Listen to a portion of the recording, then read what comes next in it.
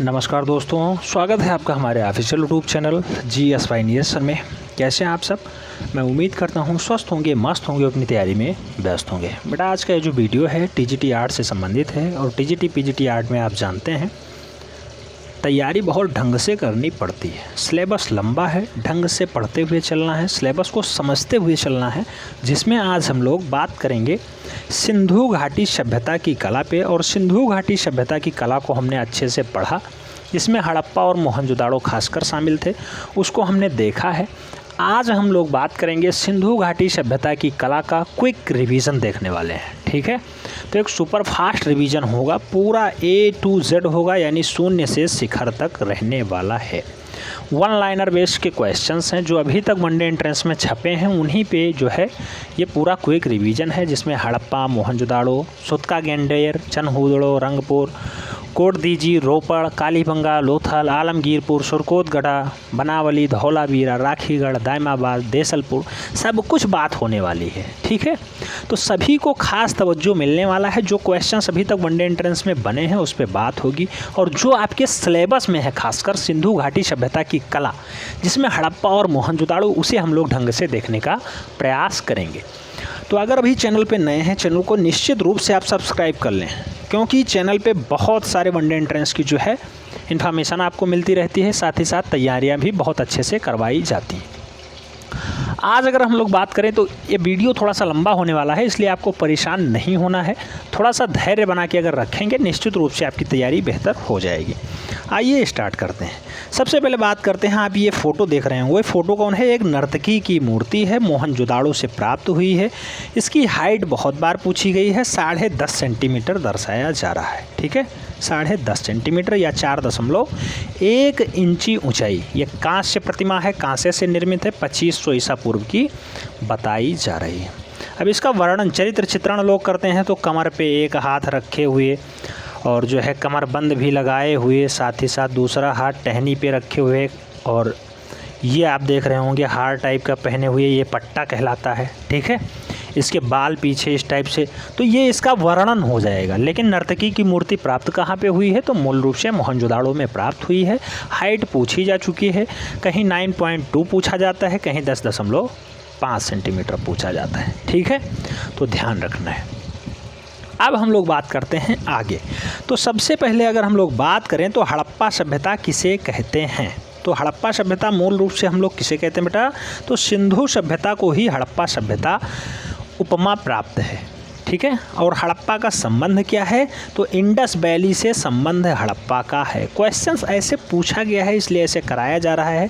नहीं, आप भी जानते हैं सिंधु नदी के किनारे पली बड़ी सभ्यता जो है सिंधु घाटी सभ्यता कहलाती है। अगर मोटा मोटी आपको कहा जाए कि आप जो है एक डेमो क्लास दे दीजिए या फिर आप इसका चरित्र चित्रण कर दीजिए, तो निश्चित रूप से आप हमसे बेहतर कर सकते हैं।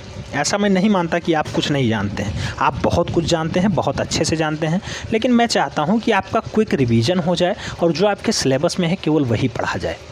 ठीक है, हमसे ज़्यादा पढ़े लोग हमारे साथ जुड़ चुके हैं और निश्चित रूप से वो लोग अपनी तैयारी मेंटेन कर रहे हैं, नोट्स बना रहे हैं, बहुत अच्छा नोट्स बना रहे हैं, क्योंकि वो नोट्स की जो है कापियाँ हमारे पास भेजते रहते हैं। सर, इस टाइप से हम लिख रहे हैं, इस टाइप से हमारा जो है टेस्ट पेपर चल रहा है, कैसा लग रहा है?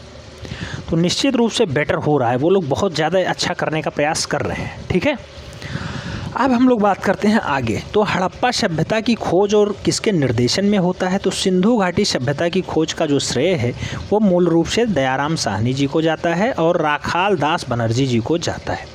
जॉन मार्शल जी का निर्देशन प्राप्त है, ये ध्यान रखना है। निर्देशन पूछा गया है और जो है खोजकर्ता भी पूछे गए हैं। ठीक है, तो राय बहादुर दयाराम साहनी क्या खोजते हैं? तो राय बहादुर दयाराम साहनी खोजते हैं हड़प्पा को, जबकि राखाल दास बनर्जी खोजते हैं मोहनजोदाड़ो को। 1921 में राय बहादुर दयाराम साहनी जी खोज देते हैं, 1921 में सन पूछा गया है, और राखाल दास बनर्जी जी 1922 में खोजते हैं मोहनजोदाड़ो को। ठीक है, हड़प्पा जो है रावी नदी के किनारे है, जबकि मोहनजोदाड़ो सिंधु नदी के किनारे स्थित है। ध्यान रखना है, दोनों के निर्देशक जॉन मार्शल साहब ही हैं। रिवीजन है, इसलिए रिवीजन टाइप का ही चलते रहना है। हड़प्पा मोहनजोदाड़ो किस सभ्यता से संबंधित है? सिंधु घाटी सभ्यता से संबंध रखता है। अगर बात करते हैं तो सैंधव सभ्यता कितने प्रमुख नगर थे? तो मूल रूप से सैंधव सभ्यता में या सिंधु घाटी सभ्यता में मूल रूप से 2 ही नगर प्राप्त हुए हैं, एक हड़प्पा, दूसरा मोहनजोदाड़ो। 1921 में हड़प्पा खोज लिया जाता है, 22 में मोहनजोदाड़ो खोज लिया जाता है। ठीक है, आगे अगर हम लोग बात करते हैं तो पूछा गया है सैंधव सभ्यता में प्राप्त पूर्ण परिपक्व प्रमाणिक कितने स्थलों को नगरों की संज्ञा प्रदान की गई है? तो पूर्ण रूप से नगरों की संख्या कितनी है? 6 बताई गई है। पूछा जा चुका है कौन कौन से हैं? मोहनजोदाड़ो, हड़प्पा, लोथल, चनहुदड़ो, कालीबंगा और बनावली। ध्यान रखना है, मोहनजोदाड़ो, हड़प्पा, लोथल, चनहुदड़ो और जो है कालीबंगा, बनावली। कालीबंगा, बनावली। कालीबंगा कहाँ पे है? राजस्थान वाला क्षेत्र है। चनहुदड़ो कहाँ पे है? पाकिस्तान सिंध वाला क्षेत्र है। लोथल कहाँ पे है? अहमदाबाद गुजरात वाला क्षेत्र है। मोहनजोदाड़ो कहाँ पे है? लकराना जिला पाकिस्तान वाला क्षेत्र है। हड़प्पा कहाँ पे है? तो ये भी पंजाब वाला क्षेत्र है, पाकिस्तान में पड़ता है। ठीक है, बनावली कहाँ पे है? बनावली हरियाणा वाला क्षेत्र है। ध्यान रखना है, हरियाणा, मनोहर लाल खट्टर जी वहाँ के सीएम हैं। हरियाणा में पड़ता है बनावली। हरियाणा, हिसार हरियाणा। ठीक है, ऐसे बेस्ट बनावली को खोजते हैं 1973 में। सरस्वती नदी प्रमुख नदी है, सरस्वती नदी। ध्यान रखना है, मिट्टी का हल यहीं से प्राप्त हुआ है, बनावली से। मिट्टी का हल बनावली से ही प्राप्त हुआ है, ध्यान रखना है। ठीक है, और कुछ डाटा इसमें छूट रहा हो तो बिल्कुल भी आप कमेंट कर सकते हैं। मैं उम्मीद करता हूँ आप लोग पहले ही चैनल से जुड़ चुके हैं। आगे जो डाटा आया है वो हड़प्पा सभ्यता के स्थल लोथल और धौलावीरा। बेटा बहुत महत्वपूर्ण है, लोथल और धौलावीरा मूल रूप से कहाँ पे हैं? भारत में है। हमने टेस्ट पेपर में कराया है, सेम क्वेश्चन ऐसे छपा है कि हड़प्पा स्थल लोथल और धौलावीरा कहाँ पे हैं? भारत, पाकिस्तान, श्रीलंका और जम्मू कश्मीर, इस टाइप से पूछा गया था। तो जम्मू कश्मीर नहीं, कोई एक और पड़ोसी राज्य रख लीजिए, चीन रख लीजिए। तो लोथल में और धौलावीरा में मूल रूप से भारत राइट आंसर बना था कि भारत में स्थित है लोथल और धौलावीरा। ठीक है, तो जब आप टेस्ट पेपर देते होंगे तो आप क्वेश्चन समझ में आ रहा होगा। जैसे हमने पहले पढ़ा भारत के प्रागैतिहासिक कला केंद्र होशंगाबाद, बांदा, मिर्ज़ापुर, रायबरेली, रायगढ़, भीमबेटका, बांदा, पंचमढ़ी, ये सब पढ़ा हमने। तो अब उससे जो क्वेश्चंस आपके टेस्ट में आ रहे हैं आपके निश्चित रूप से सही जा रहे होंगे। अगर आप प्रैक्टिस कर रहे हैं तो निश्चित रूप से सही जा रहे होंगे। अब हमने सिंधु घाटी सभ्यता को अच्छे से पढ़ लिया है, क्विक रिवीजन कर रहे हैं। अब आपको क्वेश्चंस का लेवल पता चल जाएगा। अगर क्वेश्चंस अब आपके सामने यहाँ से निकलता है सिंधु घाटी सभ्यता और हड़प्पा से, तो निश्चित रूप से आपका सही हो जाएगा। आगे कहा गया है हड़प्पा संस्कृति के अवशेष कहाँ स्थित हैं? तो बेटा हड़प्पा संस्कृति के अवशेष जो है ये पाकिस्तान में स्थित हैं, क्योंकि आप जानते हैं मोंटगोमरी जिला पाकिस्तान में है और पंजाब प्रांत वाला क्षेत्र है पाकिस्तान का। दयाराम साहनी जी खोजते हैं, व्हेलर माधव स्वरूप वत्स भी इसके साथ रहते हैं। 1921 में हड़प्पा को खोज लिया जाता है। क्वेश्चन छप सकता है, पाकिस्तान का क्षेत्र है। ठीक है, नगरीय सभ्यता का प्रथम उदाहरण कहाँ मिलता है? तो हड़प्पा और मोहनजोदाड़ो में अच्छे और बढ़िया पक्के ईंट 2 मंजिला मकान भी प्राप्त हुए हैं। ठीक है, तो इसलिए नगरीय सभ्यता बहुत अच्छे से विस्तृत थी, विकसित थी। ठीक है, जो लोग ये कह रहे हैं कि नगरीय सभ्यता बहुत पुरानी नहीं है, बिल्कुल वो देख लें, पहले हड़प्पा और मोहनजोदाड़ो को पढ़ लें अच्छे से। 2300 साल पुराना जाना है आपको। 2300 ईसा पूर्व में ऐसा जो है कारनामा हमारे सामने आ चुका है। सिंधु घाटी सभ्यता की अवधि 2300 से 1750 ईस्वी के मध्य रही है। देख सकते हैं सभ्यता की अवधि कितनी है, तो 2300 से 1750 ईस्वी को। ठीक है, भारत में सर्वप्रथम नगरों का प्रादुर्भाव कब होता है? तो सिंधु घाटी सभ्यता के मध्य ही नगर जो है सामने आते हैं। सैंधव सभ्यता के समस्त नगर अवस्थित थे, तो ग्रिड पद्धति पे जो है ये नगर बने हुए हैं। ग्रिड पद्धति, ध्यान रखना है, ग्रिड पद्धति पे सैंधव सभ्यता में नगर जो है बसाए गए थे।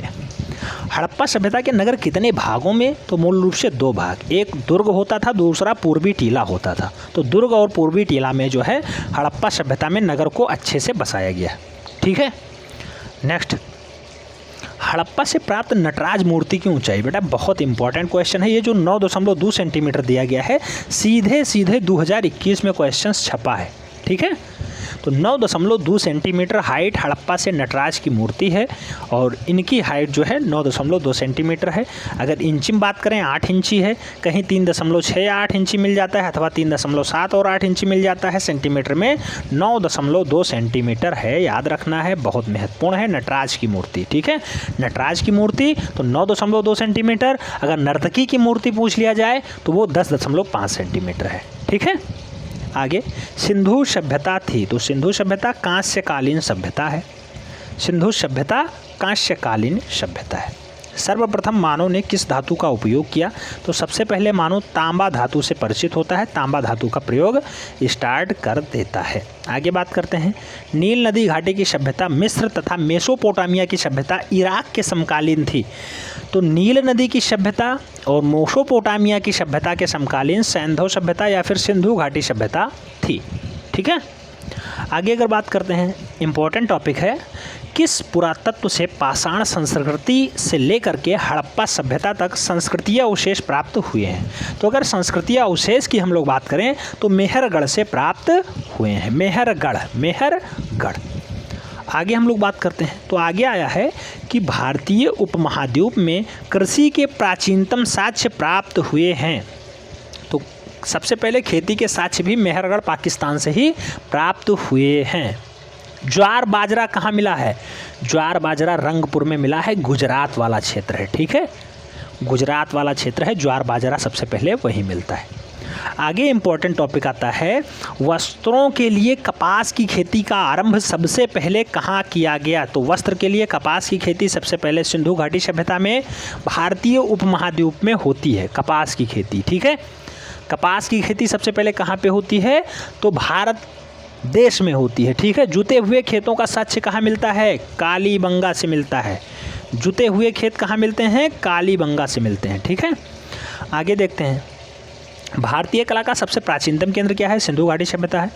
सिंधुकालीन मोहरें आकार में कैसी होती हैं? चौकीर उत्कीर्ण होती हैं, गड्ढेदार होती हैं। ठीक है, तो चौकीर होती हैं, बढ़िया चौकोर में इस टाइप से मोहरें होती हैं और गड्ढेदार में होती हैं। ठीक है, आगे हड़प्पा सभ्यता में किसकी उपासना सर्वाधिक प्रचलित है? तो मात्र देवी होती थी। इनकी उपासना सभी लोग हड़प्पा सभ्यता में करते थे, नगरों में निवास करते थे।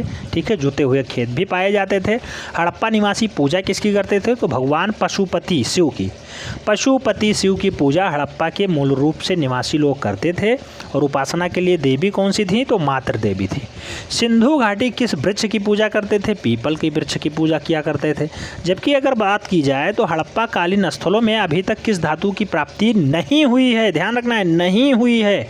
तो लोहा की अभी जो है यहाँ पे प्राप्ति बिल्कुल नहीं हुई है। और सबसे पहले मानव कौन सी धातु? तो सबसे पहले मानव जो है तांबा धातु का प्रयोग करता था, तांबा।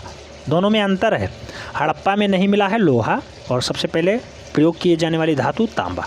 ठीक है, आगे बात करते हैं, सिंधु सभ्यता प्रसिद्ध है। तो वास्तुकला यहाँ मिलती है, मूर्ति कला यहाँ मिलती है और चित्रकला, सभी के साक्ष्य जो है सिंधु घाटी सभ्यता में मिले हैं, इसलिए सिंधु सभ्यता ज़्यादा प्रसिद्धि प्राप्त की हुई है। सिंधु सभ्यता प्रमुख रूप से प्रसिद्ध है तो वास्तुकला के लिए सबसे ज़्यादा फेमस है। नटराज की मूर्ति हो या फिर अच्छे अच्छे मकान हो या फिर हाथी के दांत हो या फिर अग्निवेदिका हो। अग्निवेदिका, हाथी के दांत चावल के साथ कहाँ मिले हैं बेटा? लोथल में मिले हैं, लोथल। ठीक है, लोथल, ध्यान रखना है। नेक्स्ट, एक तांबे की बैलगाड़ी का साक्ष्य कहाँ पे प्राप्त होता है? तो तांबे की बैलगाड़ी मूल रूप से दायमाबाद महाराष्ट्र का क्षेत्र है, यहाँ पे प्राप्त होता है। दायमाबाद महाराष्ट्र में तांबे की बैलगाड़ी प्राप्त होती है। आगे हम लोग बात करते हैं, तो आगे इम्पोर्टेंट जो पॉइंट है वो है, सिंधु सभ्यता में परस्पर आलिंगन करते बंदरों का खिलौना, कुतरती हुई मुद्रा में बैठा गिलहरी, एक दबका हुआ मेंढक किस सामग्री में बना है? तो चीनी मिट्टी में ये सारे बने हुए हैं। दबका हुआ मेंढक हो, कुतरती मुद्रा में बैठी गिलहरी हो या फिर बंदरों का खिलौना हो, ये मूल रूप से चीनी मिट्टी में बने हैं। कहाँ प्राप्त हुए हैं? सिंधु घाटी सभ्यता में, यानी सिंधु सभ्यता में ये सब प्राप्त हुए हैं। याद रखना है, क्वेश्चंस पूछा जाता है, ऐसे पूछ लिया जाता है। अगर आपको पता है राइट आंसर दे पाते हैं, अन्यथा आपका गलत हो जाता है। एक प्रश्न आपका 4 नंबर का है, इसलिए सीरियसली लीजिएगा। एक नंबर से लोगों का क्वेश्चन जो है सिलेक्शन रुक जाता है। ठीक है, आगे आता है इम्पोर्टेंट पॉइंट है, सिंधुकालीन पक्की मिट्टी की मूर्तियों का निर्माण किस पद्धति से किए हैं? तो चिकोटी पद्धति में मूल रूप से मूर्तियों का निर्माण हुआ है, जो पक्की मिट्टी से होते थे। सिंधु सभ्यता में मुख्य खाद्यान्न क्या थे? गेहूं और जौ। सबसे प्राचीनतम साक्ष्य गेहूं और जौ ही है। सिंधु सभ्यता कालीन तथा आलमगीरपुर कहाँ स्थित है? तो सिंधु सभ्यता कालीन जो आलमगीरपुर है, मूल रूप से अपना उत्तर प्रदेश मेरठ में स्थित है और हिंडन नदी के बाएं तट पे ये पाया गया है। हिंडन नदी के बाएं तट पे, ध्यान रखना है। ठीक है, नेक्स्ट, वर्तमान में भारत में खोजे गए हड़प्पा कालीन सबसे विशालतम नगर कौन सा है? तो राखीगढ़, राखीगढ़ कहाँ पे है? तो राखीगढ़ी मूल रूप से हरियाणा का क्षेत्र पड़ता है राखीगढ़ी, और राखागढ़ जो है राखीगढ़ी मूल रूप से सबसे पुराना नगर भी है, हड़प्पा कालीन नगर है और मूल रूप से अपने भारत देश में है। ठीक है, तो राखीगढ़ी याद रखना है, हरियाणा का क्षेत्र है, भारत में पड़ता है, हड़प्पा कालीन जो है ये नगर है। नेक्स्ट, सिंधु सभ्यता का भारत में दूसरा सबसे विशालतम नगर कौन सा भी है? तो ये धौलावीरा है, गुजरात के कच्छ वाला क्षेत्र। ठीक है, धौलावीरा दूसरा सबसे विशालतम, पहला राखीगढ़ी हरियाणा, दूसरा धौलावीरा। घोड़े की अस्थियां कहाँ से प्राप्त हुई हैं? सुरकोटदा, सुरकोटदा से घोड़े की अस्थियां प्राप्त हुई हैं, याद रखना है, पूछा जा चुका है। अग्निकुंड कहाँ से प्राप्त हुआ है? लोथल और कालीबंगा, जो कि मूल रूप से अपने भारत देश में है, यहीं से अग्निकुंड का साक्ष्य मिला है, अग्निकुंड का साक्ष्य मिला है। तांबे की कुल्हाड़ी कहाँ से मिली हुई है? तो रोपड़ से मूल रूप से तांबे की कुल्हाड़ी मिली हुई है। रोपड़ वही रूपनगर पंजाब वाला क्षेत्र। ठीक है, यज्ञदत्त शर्मा इसको खोजते हैं, सतलज नदी के किनारे है, 1955 में खोजा जाता है। तांबे की कुल्हाड़ी रोपड़ से ही प्राप्त होती है। आगे महत्वपूर्ण जो पॉइंट तो आता है वो आता है हड़प्पा से प्राप्त एक सिंगी वृषभ, जिसे सेलखड़ी कहा जाता है। एक सिंगी वृषभ जो है कहाँ पे सुरक्षित है या कहाँ पे मिला है? तो इंडियन म्यूजियम कोलकाता में रखा गया है एक सिंगी वृषभ, ध्यान रखना है, हड़प्पा से प्राप्त हुआ है। हड़प्पा खोजकर्ता कौन है? राय बहादुर दयाराम साहनी। कब खोजे गए? 1921। रावी नदी के किनारे हड़प्पा स्थित है, ध्यान रखना है। ठीक है, आगे हम लोग बात करते हैं मूर्ति पूजा का आरंभ कब से माना जाता है? हड़प्पा काल से। सिंधु काल में मधुमृच्छिट विधि का प्रयोग किस विधा में किया जाता है? तो धातु की मूर्ति बनाने में मधुमृच्छिट विधि का प्रयोग मूल रूप से किया जाता था। ये सिंधु काल की मूर्तियां बनाने के लिए सबसे बढ़िया विधि मानी जाती है। हड़प्पा की लिपि क्या थी? चित्रात्मक थी। हड़प्पा लिपि में कुल कितने अक्षरों का प्रयोग माना जाता है? टोटल 400 अक्षर प्राप्त हुए हैं, 400 अक्षर हड़प्पा लिपि में मिले हैं। आगे, सिंधु सभ्यता में अभिलेख युक्त मोहरें सर्वाधिक मिलती हैं, हड़प्पा में मिलती हैं सबसे ज़्यादा अभिलेख युक्त मोहरें, ध्यान रखना है। सिंधु सभ्यता से प्राप्त मोहरें एवं आकृतियाँ किस प्रकार से निमरी हुई हैं या निर्मित बनी हुई हैं? तो ये उभरी हुई बनी हुई हैं, ध्यान रखना है, थोड़ा सा उभार है बीच में। ठीक है, टेराकोटा या टेराकोटा फिगरिन किसे कहते हैं? तो मृण मूर्तिकाओं को मूल रूप से टेराकोटा फिगरिन कहा जाता है। टेराकोटा फिगरिन मृण मूर्तिकाओं को कहा जाता है, टेराकोटा फिगरिन। ठीक है, टेराकोटा यानी वही लाल मिट्टी से बनाया गया, पक्की मिट्टी से बनाया गया जो है औजार, दृश्य या फिर मूर्तियाँ। मोहनजोदड़ो और हड़प्पा में पाई गई सीलें तथा माध्यम में बनाई गई हैं। तो सर्वाधिक सेलखाड़ी, तत्पश्चात टेराकोटा। तो सबसे पहला सेलखाड़ी में बनाई गई हैं, उसके बाद टेराकोटा में भी बना दी गई हैं। कुछ सीलें ऐसी हैं जो है टेराकोटा में बनाई गई हैं और कुछ ऐसी हैं जो सेलखड़ी में बनाई गई हैं। ठीक है, टेराकोटा मूर्तियां बनाई जाती हैं तो पक्की मिट्टियों से बनाई जाती हैं। आगे बात करते हैं, तांबे के बने 424 यंत्रों के उदाहरण कहाँ से मिले हैं? तो मध्य प्रदेश के गुंजेरिया से मिले हैं। मध्य प्रदेश के गुंजेरिया से 424 यंत्रों का उदाहरण मिला है जो कि मूल रूप से तांबा से बना है। ठीक है, तो मध्य प्रदेश का गुंजेरिया क्षेत्र। सिंधु सभ्यता के लोग परिचित नहीं थे तो तलवार नहीं जानते थे कैसा होता है। हड़प्पा सभ्यता में सर्वोत्कृष्ट कलाकृतियाँ क्या हैं? तो सबसे अच्छा मोहर मिलता था वहाँ पे। भवनों के निर्माण में पक्की ईंटों का प्रयोग मिलता है तो सिंधु सभ्यता में। हड़प्पा सभ्यता इनमें से किसके लिए प्रसिद्ध है? तो ईंटों का उपयोग सबसे बढ़िया हड़प्पा सभ्यता में किया गया है, 2 मंजिला मकान तक बनाया गया है। सिंधु सभ्यता में चित्रकला संबंधी सर्वाधिक जानकारियाँ कहाँ मिलती हैं? तो सबसे पहले लाल रंग के बर्तनों पे की गई चित्रकारी जो है ये सबसे बढ़िया चित्रकला का उदाहरण है और ये सिंधु सभ्यता में ही प्राप्त हुआ है। सिंधु सभ्यता पे प्राप्त पात्रों पर चित्रकारी किस रंग से की गई है? काले रंग से की गई है, काले रंग। ठीक है, लाल रंग के बर्तन भी बनाए गए हैं, काले रंग के बर्तन भी बनाए गए हैं, दोनों में कंफ्यूज नहीं होना है। अब कुछ महत्वपूर्ण है जो हड़प्पा से संबंधित हैं, जैसे हड़प्पा टीले का पता किसने और कब लगाया? तो करमिंघम साहब लगाते हैं। हड़प्पा सभ्यता के जो है पता की अगर बात की जाए, खोजा किसने है? तो 1878 में सबसे पहले करमिंघम साहब लगा देते हैं। ठीक है, उसके बाद हड़प्पा को खोजने का काम जो है या खुदाई का काम जो है राय बहादुर दयाराम साहनी का होता है। ये है कुछ साक्ष्य मिले हैं। हड़प्पा में हाथ से निर्मित टेराकोटा मूर्तियां हैं जो लगभग 2500 ईसा पूर्व की मानी जाती हैं। हड़प्पा की खुदाई कब और किसने आरंभ की थी? तो दयाराम साहनी ने 1921 में। सिंधु की खुदाई यानी सिंधु घाटी की खुदाई में सर्वप्रथम किस स्थान से अवशेष प्राप्त हुए हैं? तो अवशेष मिले हैं सबसे पहले हड़प्पा से।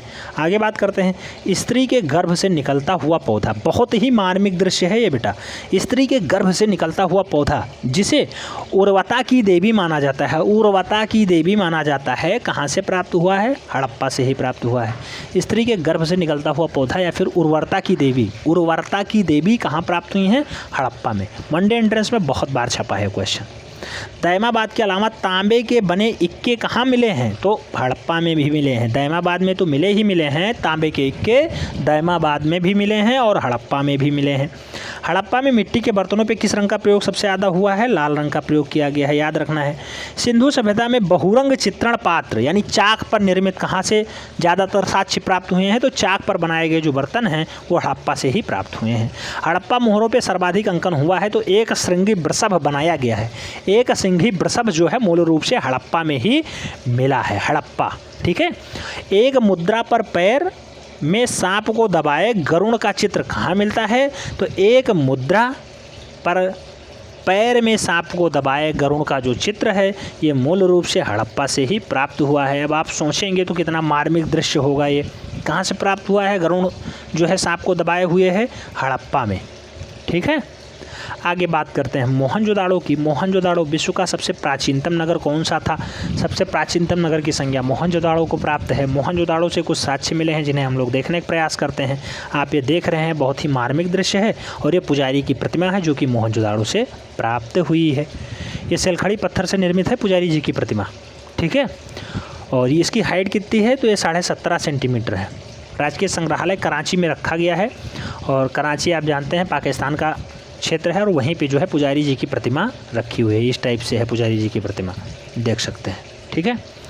अब बात करते हैं मोहनजोदाड़ो की खुदाई किस पुरातत्वविद ने और कब आरंभ की थी? तो राखाल दास बनर्जी ने 1 साल बाद यानी 1922 में स्टार्ट कर दी थी। सबसे पहले किसने किया? तो सबसे पहले हड़प्पा में राय बहादुर दयाराम साहनी ने 1921 में खुदाई स्टार्ट की। रावी नदी किनारे हड़प्पा को खोजने काम यानी खुदाई काम किया।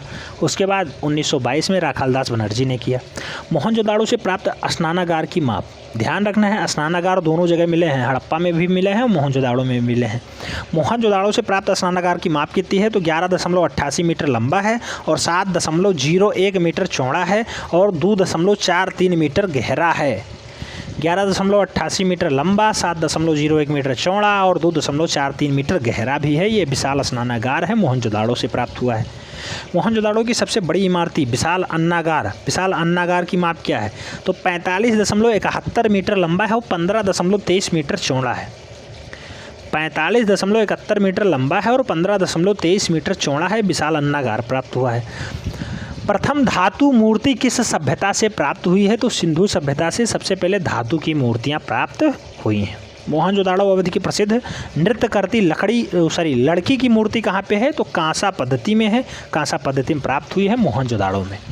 ठीक है। कांसा की बनी हुई डांस करती हुई लड़की, ठीक है, नृत्य करती हुई लड़की कहाँ से प्राप्त हुई है? तो मूल रूप से मोहनजोदाड़ो से प्राप्त हुई है। मोहनजोदाड़ो से प्राप्त कांसी की नर्तकी की ऊंचाई कितनी है? 4.1 इंच या फिर 10.5 सेंटीमीटर। हमने स्टार्टिंग में आपको सबसे पहले दिखाया था नर्तकी की मूर्ति, एक हाथ कमर पे था, दूसरा यहाँ पे था, जंघे के पास था। ठीक है। वही नर्तकी की मूर्ति है, 10.5 सेंटीमीटर हाइट है। उसका मैंने चित्रण पहले ही कर दिया था। मोहनजोदाड़ो से प्राप्त नर्तकी की मूर्ति किस माध्यम में है? धातु माध्यम में है। प्रथम कांस्य प्रतिमा किसकी है? नृत्यांगना की है, यही नृत्यांगना। मोहनजोदाड़ो की नर्तकी किस तकनीकी में कास्ट यानी ढाली गई है? तो डोकरा कास्टिंग में ये ढाली गई है, डोकरा कास्टिंग में। परेशान बिल्कुल भी नहीं होना है, इसका जो PDF फाइल है वो मूल रूप से आपको अभी पेड ग्रुप में भेज दिया जा रहा है, तो आपको परेशान होने की बिल्कुल भी आवश्यकता नहीं है। आइए देखते हैं सैंधोकालीन सभ्यता के प्रमुख स्थल हैं, वर्ष हैं, उत्खननकर्ता हैं, स्थल की स्थिति और नदी कई बार पूछा गया है और उत्खननकर्ता भी कई बार पूछ लिए गए हैं। जैसे हड़प्पा, तो ये वर्ष 1921 में खोजा जाता है, दयाराम साहनी जी खोजते हैं। और स्थल की स्थिति कहाँ पे है? तो मांट गोमरी ज़िला पंजाब प्रांत में है और पाकिस्तान में लगता है। रावी नदी के किनारे पूरा का पूरा जो है हड़प्पा स्थित है। मोहनजोदाड़ो की बात करते हैं, 1922 में खोजा जाता है, राखालदास बनर्जी खोजते हैं। सिंधु प्रांत का लकराना जिला पाकिस्तान में है, सिंधु नदी के किनारे जो है मोहनजोदाड़ो प्राप्त है। सुतका गेंडोर की अगर बात करें तो सुतका गेंडोर मूल रूप से 1927 में खोजा जाता है। ऑरेल स्ट्राइन जो है मूल रूप से इसे खोजते हैं, बलूचिस्तान प्रांत में पड़ता है, पाकिस्तान का हिस्सा है। और दशक नदी में मूल रूप से सुतका गेंडोर प्राप्त होता है, दशक नदी के किनारे है। चनहूदड़ों की बात करते हैं। चनहूदड़ो 1931 ईस्वी में खोजा जाता है। MG मजूमदार खोजते हैं सिंध प्रांत पाकिस्तान में स्थित है, सिंधु नदी के किनारे जो है चनहूदड़ो है। रंगपुर की बात करते हैं। रंगपुर मूल रूप से 1953 में खोजा जाता है। माधु स्वरूप वत्स खोजते हैं। अहमदाबाद काठियावाड़ भारत में स्थित है रंगपुर, और मूल रूप से भादर नदी के किनारे ये जो है पली बढ़ी सभ्यता है। आगे बात करते हैं कोट दीजी को जो है 1955 और 1957 में खोजा गया है। फजल अहमद खान इसे खोजते हैं। सिंधु पाकिस्तान में ये स्थित है मूल रूप से, और सिंधु नदी के किनारे पली बड़ी सभ्यता है कोट दीजी। रोपड़ की बात करते हैं। रोपड़ कहाँ पे है स्थल? तो रोपड़ मूल रूप से पंजाब वाला हिस्सा है, लेकिन भारत में पड़ता है रोपड़। 1953 से 1955 के मध्य यज्ञदत्त शर्मा इसकी खुदाई करते हैं। पंजाब भारत में स्थित है, सतलज नदी के किनारे ये है। ठीक है। आगे कालीबंगन की बात करते हैं। तो कालीबंगन मूल रूप से 1961 में खोदा जाता है। बीबी लाल एवं BK थापड़ साहब खोजते हैं। हनुमानगढ़ राजस्थान का हिस्सा है कालीबंगन। कालीबंगन से क्वेश्चंस खूब बनते हैं। घग्घर नदी के किनारे स्थित है। कालीबंगन की अगर बात करते हैं तो यहाँ पे मूल रूप से जुते हुए खेत का सबसे पहले साक्ष्य मिलता है। उसके बाद बढ़िया अमर जो है अग्नि का हवनकुंड भी प्राप्त होता है। अग्नि वाला हवनकुंड मूल रूप से तो कालीबंगा से ही प्राप्त होता है। चूड़ियों का साक्ष्य जो महिलाएं पहनती हैं चूड़ियाँ, उनका साक्ष्य सबसे पहले कालीबंगन से ही प्राप्त होता है। अगर लोथल की बात करते हैं, लोथल मूल रूप से भोगवा नदी के किनारे है। लोथल 1955 से 1960 के बीच खोजा जाता है। RS राव इसको जो है खोजने का काम करते हैं। अहमदाबाद काठियावाड़ा वाला क्षेत्र है ये, और भोगवा नदी के किनारे स्थित है। आलमगीरपुर की अगर बात करते हैं 1958 ईस्वी में खोजा जाता है। यज्ञदत्त शर्मा इसकी खुदाई करवाते हैं। मेरठ उत्तर प्रदेश का क्षेत्र है, बहुत इंपॉर्टेंट है, हिंडन नदी के किनारे है और कई बार ये पूछा जा चुका है।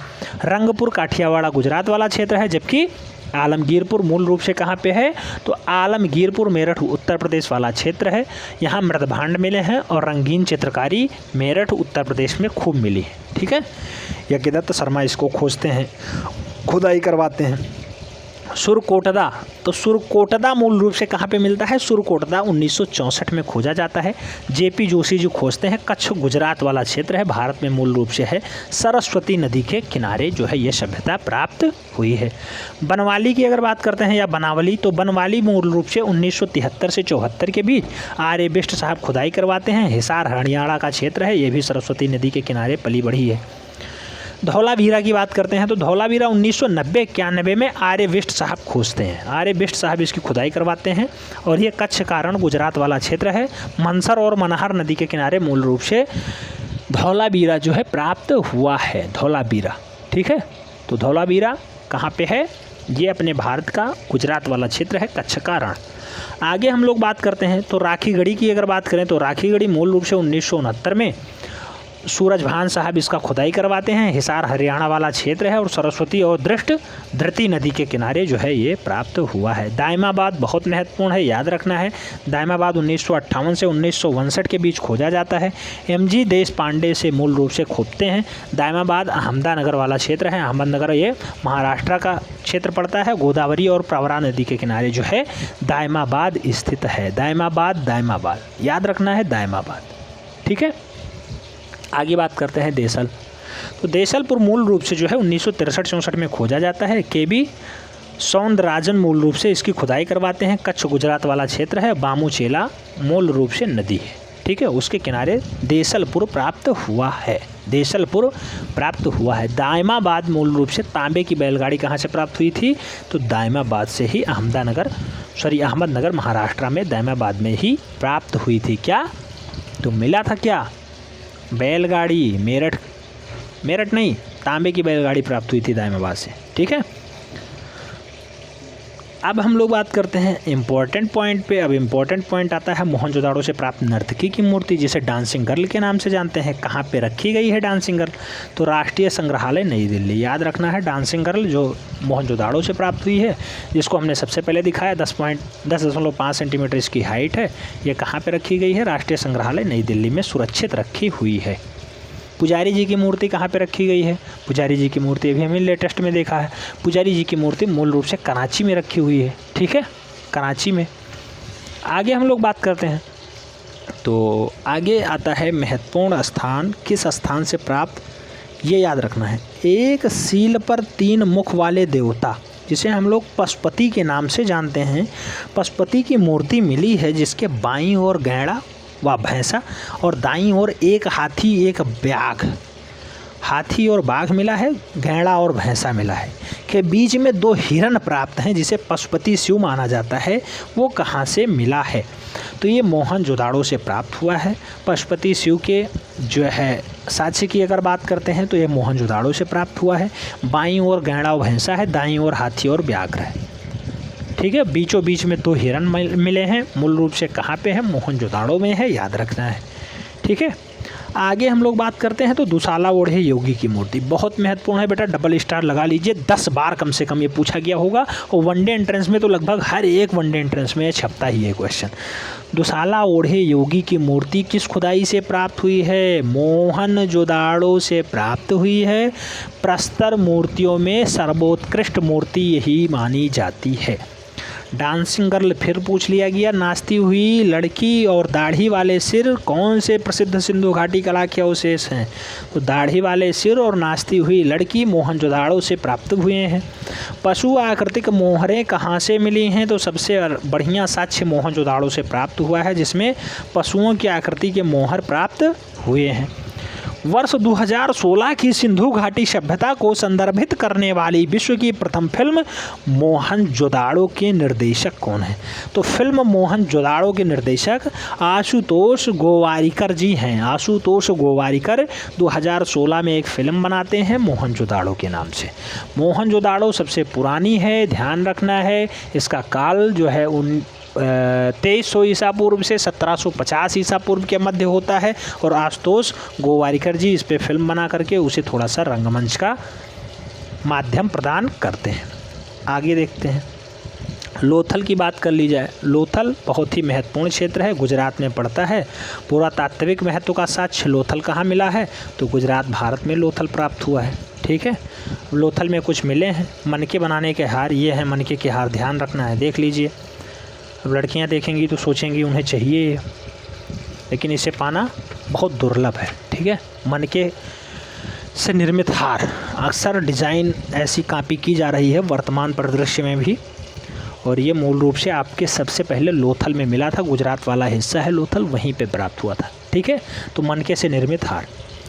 गुजरात के अहमदाबाद ज़िले में भोगवा नदी के तट पे स्थित लोथल की खोज कब और किसने की थी? अभी हमने लेटेस्ट में देखा है 1954 में खोजा गया है, SR राव ने खोजा है, परंतु उत्खनन कार्य 1955 से 60 के मध्य सबसे बढ़िया हुआ है। ठीक है, कहाँ से बंदरगाह का साक्ष्य मिलता है? तो मूल रूप से बंदरगाह जो है इंपोर्ट एक्सपोर्ट का काम जो है लोथल से ही होता था। लोथल समुद्र तट के किनारे था, इसलिए ऐसा काम यहाँ से होता था। याद रखना है, वनडे एंट्रेंस में यही पूछा जाएगा, बंदरगाह कहाँ से मिला? लोथल, धौलावीरा ऐसे दे दिया जाएगा। चनहूदड़ो, कालीबंगा, क्या राइट लगाएंगे? लोथल लगाएंगे।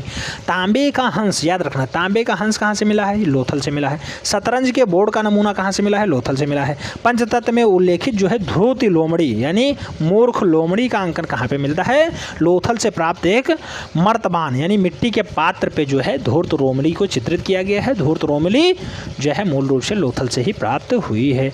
मनके बनाने के कारखाने कहाँ सबसे ज़्यादा मिले हैं? तो जब मनके के हार रूप से लोथल से मिले हैं तो मनके बनाने के कारखाने भी लोथल और चनहूदड़ो से मिलेंगे, राइट आंसर हो जाएंगे। ठीक है, युग्म समाधियां कहाँ मिली हैं? तो युग्म समाधियां, एक साथ समाधियां कहाँ मिली हैं? लोथल और कालीबंगा से मिला है। कालीबंगा राजस्थान के हनुमानगढ़ जिला वाला क्षेत्र है, घग्गर नदी के किनारे है। ठीक है, नेक्स्ट, भारतीय चित्रकला का प्राचीनतम केंद्र कहाँ पे है? तो भारतीय चित्रकला में प्राचीनतम केंद्र गुजरात में है। चनहूदड़ो की बात करें, चनहूदड़ो मोहनजोदाड़ो पाकिस्तान से लगभग 130 किलोमीटर दक्षिण में स्थित चनहूदड़ो की खोज कब और किसने की थी? तो 1934 में NG मजूमदार साहब ने खोजा चनहूदड़ो नामक स्थान को। 1935 में चनहूदड़ो के उत्खनन कार्य को किसने करवाया? तो उत्खनन का कार्य, खुदाई का कार्य मैके ने करवाया है। मैके ने चनहूदड़ो की खोज, मैके ने चनहूदड़ो से किसकी खोज की थी? तो मनका बनाने का कारखाना जो है और भट्ठी का खोज मूल रूप से मैके ने किया चनहूदड़ो से, और मैका बनाने का कारखाना मूल रूप से या मनके बनाने का कारखाना लोथल से भी प्राप्त हुआ है। तो चनहूदड़ो और लोथल दोनों जगह मनके बनाने के कारखाने मिल चुके हैं। ठीक है, आगे बात करते हैं वृत्ताकार ईंट कहाँ से प्राप्त होता है। तो वृत्ताकार जो ईंट है, गोलाकार ईंट, ये चनहूदड़ों से मिला है। ध्यान रखना है, कंफ्यूज बिल्कुल भी नहीं होना है। वनडे एंट्रेंस में ऐसे ही क्वेश्चंस वन लाइनर बेस पूछे जाते हैं। अगर आपको आते हैं आप सही कर पाते हैं, नहीं तो फिर आपका गलत हो जाता है। अब हम लोग बात करते हैं कालीबंगा की। कालीबंगा के बाद हम लोग बनावली देखेंगे और उसके बाद हम लोग वीडियो को अंत रूप प्रदान करेंगे, यानी अंतिम रूप प्रदान करेंगे। आप लोग, मैं उम्मीद करता हूँ, अच्छे से नोट्स बनाते हुए चल रहे होंगे। इसका जो PDF फाइल है वो तो पेड ग्रुप में भेज ही दिया जाएगा, ठीक है, परेशान बिल्कुल भी नहीं होना है। आइए देखते हैं कालीबंगा स्थित है। तो कालीबंगा राजस्थान के हनुमानगढ़ जिला वाला क्षेत्र है और ये घग्गर नदी के बाएं तट पे स्थित है, ध्यान रखना है। 1961 ईस्वी में इसका निर्देशन में कालीबंगा में खुदाई की गई। तो बीबी लाल और जो है BK थापर साहब मूल रूप से इन्हीं का निर्देशन प्राप्त हुआ, तब जाके 1961 में कालीबंगा को खोदा गया, ठीक है। सैंधव काल की सबसे बड़ी उपलब्धि एक जुते हुए खेत को प्राप्ति कहाँ पे हुई है। जुते हुए खेत मैंने बार बार कहा है, कालीबंगा से ही प्राप्त हुआ है, याद रखना है।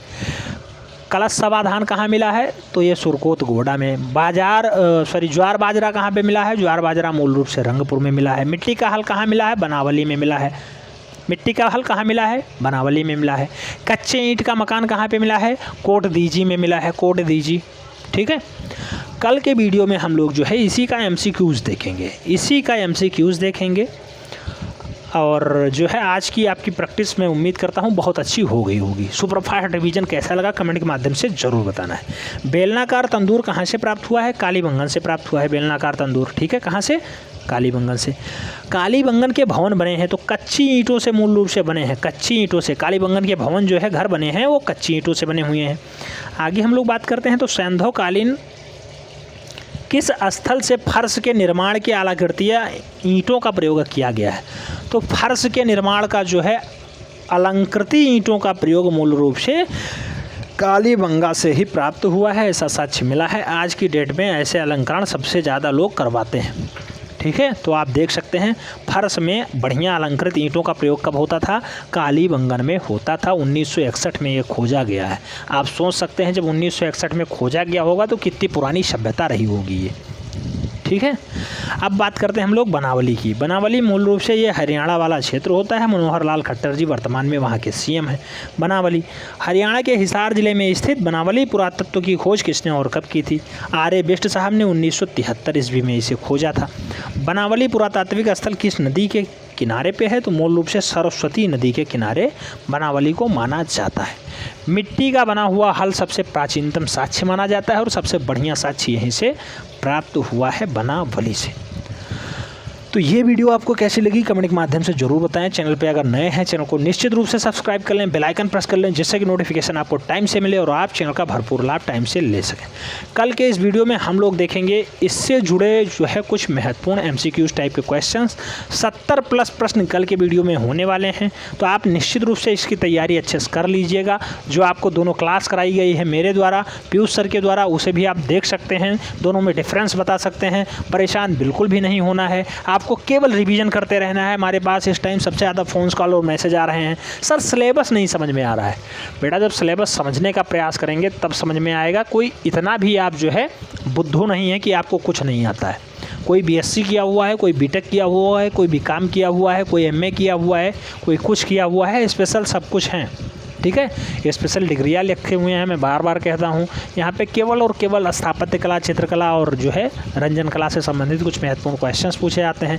गणित का सवाल तो है नहीं कि समझ में नहीं आ रहा है। आपको पढ़ना है, एक छोटी सी किताब उठानी है, 4-5 बार पढ़ लेना है। अगर किताब नहीं उठाना चाहते हैं, जो 88 पेज की आपको बुक दी गई है उसे 4-5 बार पढ़ लें। जो आपको नोट्स प्रोवाइड कराए जा रहे हैं उसे 3 से 4 बार पढ़ लें। 8 से 10 पेज की जो है नोट्स आपको पर डे मिल रहे हैं, उसे पढ़ने में हमें लग रहा है आधा घंटे या 45 मिनट लगता होगा। दिन में 2 बार रिवीजन करें, निश्चित रूप से आपका सब कुछ बेटर हो जाएगा। आज की ये वीडियो जो है मिली है आपको, इसे का नोट्स थोड़ा बनाने में आपको कठिन होगा। हो सकता है ये आपके लिए 12-15 पेज ले ले। तो 12-15 पेज अगर आप मेंटेन कर लेते हैं तो निश्चित रूप से आपसे सिंधु घाटी सभ्यता से संबंधित सभी महत्वपूर्ण प्रश्न फंस जाएंगे। निश्चित रूप से मैं ऐसा उम्मीद रखता हूँ, क्योंकि आपको जितना डाटा प्रोवाइड कराया गया है हड़प्पा और जो है मोहनजोदाड़ो से, उतना डाटा हमें नहीं लगता कहीं आपको मिलने वाला है। चाहे वो तांबे कुल्हाड़ी हो, कहाँ से मिला, रोपड़ से। ऐसे ही मिट्टी खाल कहाँ मिला, बनावली से। बार बार आपको आपको कराया गया है, याद कराया गया। अब आपको समझ में आता है कि नहीं आता, अगर आप सीरियसली देखते होंगे वीडियो, निश्चित रूप से आपके सब कुछ समझ में आ गया होगा। आप कमेंट बॉक्स में ज़रूर बताएं ये क्लास कैसी रही। मिलते हैं नेक्स्ट वीडियो में, तब तक के लिए जय हिंद।